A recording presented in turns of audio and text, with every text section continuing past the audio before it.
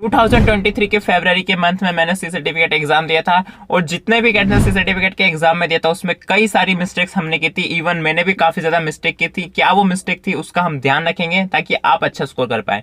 सबसे नंबर 1 जो मिस्टेक थी वो थी टाइम मैनेजमेंट। ठीक है, आपको मैं बताऊंगा जो 350 मार्क्स का पेपर था एनसीसी का, ठीक है, वो 350 मार्क्स का बहुत लेंदी पेपर था। मतलब करने में मतलब ऐसा लगा था कि 5 घंटे का पेपर हमने 3 घंटे में सोल्व करने की कोशिश की है। ठीक है, सिर्फ कोशिश की, ऐसा मैं बोल रहा हूँ। काफी ज्यादा लेंदी पेपर था, टाइम बिल्कुल मैनेज नहीं हो पाया था, बहुत सारे कैडेट्स परेशान हुए थे। तो सबसे पहले मैं ये कहना चाहूंगा कि आप जब एग्जाम देने जाए सी सर्टिफिकेट की तो ये बिल्कुल घड़ी लेके जाना। सबसे पहली बात 3 घंटे ही रहेंगे आपके पास मैक्स टू मैक्स और आपको उसी में पूरा पेपर सोल्व करना है। ठीक है, सेकेंड बात ये थी कि हमें पता ही नहीं था कि एनसीसी का सर्टिफिकेट पेपर कैसा होता है। या तो हमें हमारा जो बी का होता है एग्जाम, उसमें क्या होता है कि उसमें आपको एक क्वेश्चन पेपर दिया जाता है, उसी के अंदर आपको सब कुछ फिल करना होता है सो डेट वहां पे जगह छुट्टी रहती है, इजिली आप कर पाते हैं। ठीक है, बट जो सी सर्टिफिकेट का एग्जाम था उसमें बिल्कुल ऐसा नहीं था। बोर्ड के पैटर्न से आया था वो, तो यानी कि आपकी क्वेश्चन शीट अलग रहती है और आंसर शीट अलग रहती है। क्वेश्चन पेपर अलग होता है और आंसर शीट अलग होती है।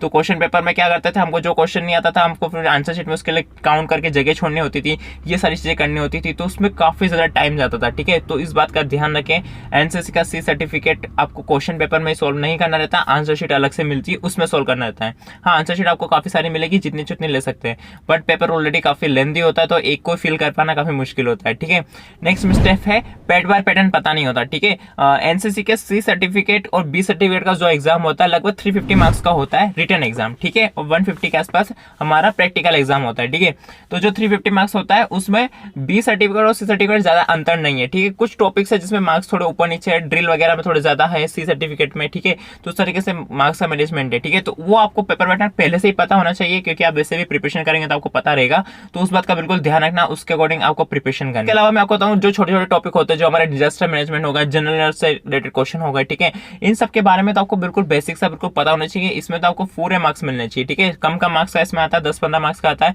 तो इजीली आप इसमें अच्छा खासा स्कोर कर सकते हैं। ठीक, नेक्स्ट हम बात करते हैं मीडियम की। ठीक है, तो जो बी सर्टिफिकेट का एग्जाम हुआ था वो मैंने दिया था इंग्लिश में, और जो सी सर्टिफिकेट एग्जाम दिया मैंने वो दिया हिंदी में। ठीक है, तो ये बात आप पहले से डिसाइड करके जाए कि आपको बी सी सर्टिफिकेट जो एग्जाम है वो आपको कौन से मीडियम में देना है, वहां जाके कंफ्यूज नहीं होना है। ठीक है, आपको ऐसा लगेगा पेपर देखिए क्योंकि उसमें हिंदी इंग्लिश दोनों में लिखा रहता है ताकि सभी कैडेट्स को समझ में आए क्वेश्चन, तो इस बात का बिल्कुल ध्यान रखना है कि आपको मीडियम कौन सा लेना है। ठीक है, पहले से डिसाइड रहेगा तो ज्यादा प्रॉब्लम नहीं आएगी। ठीक है, और हाँ, मैं कहूंगा कि जो मेजोरिटी कैडेट्स होते हैं वो हिंदी में पेपर देते हैं, बच्चे कुछ जो कुछ कैडेट्स जिनको लगता है मात्राओं की मिस्टेक है वगैरह तो वो इंग्लिश में देते हैं। बाकी ये आपके ऊपर है कि आपको कौन से मीडियम में देना है, बिल्कुल कंफ्यूज मत होना। इसके ऊपर मेरे पास कमेंट भी आता है कि एनसीसी का एग्जाम हमें कौन से मीडियम में देना चाहिए। ठीक है, तो ये टोटली आपके लैंग्वेज के ऊपर कमांड किस पे ज्यादा अच्छा है उसके ऊपर डिपेंड करता है। ठीक है, इससे रिलेटेड आता है कि अपने पेन पेंसिल और स्केल लेके जाना है। स्केल वाली बात मैं क्यों बोल रहा हूँ, क्योंकि जो सी सर्टिफिकेट का एग्जाम होता है, मैंने बोला आपको एक अलग आंसर शीट मिलती है, तो वो बिल्कुल प्लेन होती है, ना ही उसमें लाइनिंग होती है, कुछ भी नहीं होता है। तो आप जिनकी राइटिंग बिल्कुल ऐसे पहाड़ जैसी जाती है तो उसका ध्यान रखना, आपको लाइन खींचना है ताकि सो डेट आप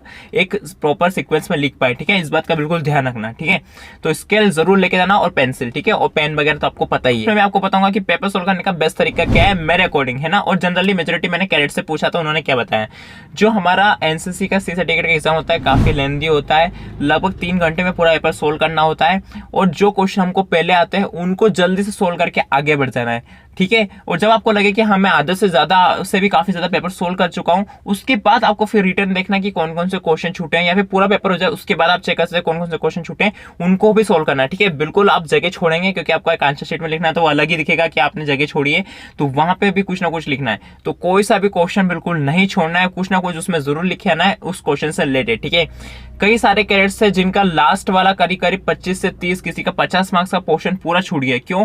क्योंकि उन्होंने क्या किया, फर्स्ट उन्होंने ड्रिल वाला क्वेश्चन सोल्व किया, उसमें कोई क्वेश्चन नहीं आ रहा तो उसके बारे में सोच रहे हैं, तो उसमें उन्होंने अपना टाइम दिया। ठीक है, वो क्वेश्चन सोल्व करा लेकिन उसमें टाइम दिया ना, तो उससे क्या हुआ, उनका पीछे वाले जो पोर्शन बचा था उस पर काफी प्रेशर बढ़ गया था। ठीक है, तो मैं यही बोल रहा हूँ कि आपको पूरा स्पीड में काम करना है, जो पहले आता है सबको पहले फटाफट सोल्व कर देना है, और फिर जब पूरा पेपर हो जाए फिर आपको रिटर्न आना है और फिर आपको पूरा सोल्व करना है। ठीक है, और उन किड्स क्या करते हैं जिन्होंने पूरा पेपर सोल्व किया, लगभग उनके थोड़े बहुत मार्क्स कट भी रहे होंगे, तो अगर उनके पास ऐसे सर्टिफिकेट्स होंगे तो उनको बोनस मार्क्स मिल जाएंगे। ठीक है, तो समझ रहे हो मैं क्या कहने की कोशिश कर रहा हूँ कि आपके पास एक बैकअप ऑप्शन हो सकता है 25 मार्क्स का और 50 मार्क्स का, अगर आपने आरडीसी, टीएससी, एक बार टेस्ट भारत या फिर आर्मी अटैचमेंट या कोई सा भी नेशनल कैंप किया है तो। ठीक है, इसके अलावा मैं लास्ट में यही कहना चाहूँगा कि बिल्कुल खाना वगैरह खा के जाए, क्योंकि आपका जो 7 बजे रिपोर्टिंग 7:30 के समथिंग रिपोर्टिंग टाइम होता है, 2 घंटे पहले जाना रहता है। सबका एनरोलमेंट होता है कि कितने गेट प्रेजेंट है, किस कॉलेज के कितने क्या है।